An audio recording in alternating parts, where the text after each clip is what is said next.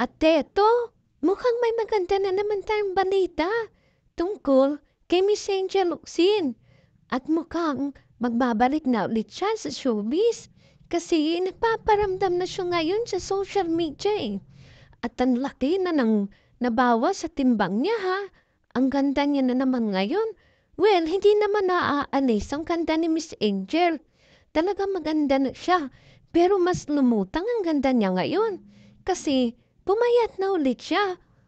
Nakakamiss din kasi yung lagi mong napapanood si Miss Angel, yung sanay ka na lagi siyang nakikita sa TV. Alas ko ata napanood sa kanya, yung nag-Red Dragon ba siya? Red Dragon yata, you know, General Daughter? Ganon. Kasi nung sa Alwina, talaga subaybay na subaybay ko yun.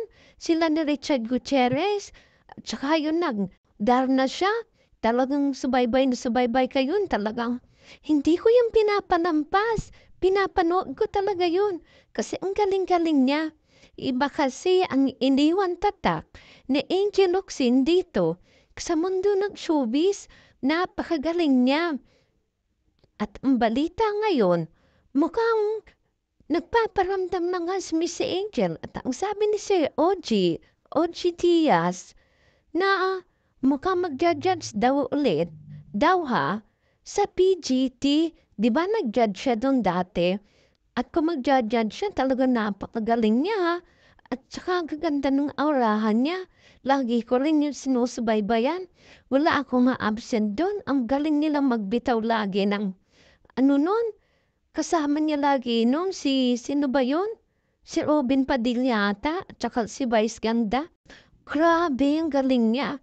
Kaya talagang maraming nakakamiss kay Miss Angel Locsin.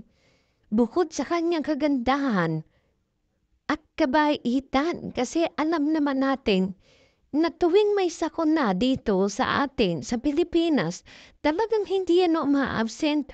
Talagang gumagawa ng paraan yan para makatulong. Ngayon, marami naghahanap sa kanya pagka may sakuna. Siguro hindi natin na alam. Hindi lang niya pinupost pero tumutulong siguro ulit yan.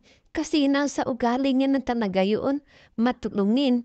Kaya naman bless siya. Kasi nga, magaling siya mag-share sa mga nangangailangan. Mabait siya. May napanood pa ako noon na artista, hindi ko lang sure din. Artista na tinulungan niya nung na-hospital. Hindi ko masyadong hindi ko sure kung si Bowen Melly ba yun. Basta hindi ko sure. Basta may natulungan siya, binayaran yung hospital bill. O diba, grabe, napakabait niya talaga. Super